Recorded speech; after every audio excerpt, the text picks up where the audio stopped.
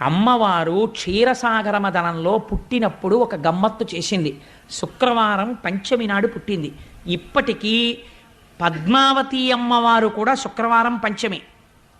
అందుకే అమ్మవారికి ఈ మాసాలలోనే ఫిబ్రవరి మార్చిల్లోనే పాల్గొన మాసంలో ఒక గమ్మత్తు చేస్తారు. పద్మావతి తిరుచానూరులో ఏమిటో తెలుసా అండి? సుమంగళి పూజ అని ఒక పూజ ఉంది. పసుపు కుంకాలున్న ఆడవాళ్ళందరూ ఆ రోజున పసుపు తాళ్ళు, నల్లపూసలు, గాజులు, పువ్వులు, పసుపు కుంకం పట్టుకెళ్ళి అమ్మవారికి ఇస్తారు.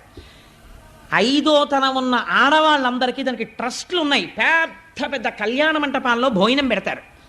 వాళ్ళందరితో కలిసి లక్ష్మీదేవి వచ్చి కూర్చుని భోజనం చేస్తుంది. ఇప్పటికీ ప్రతి ఏడాది ఇప్పటికీ మనకి తిరుచానూరులో జరుగుతుంటుంది ఉత్సవం. అందుచేతనే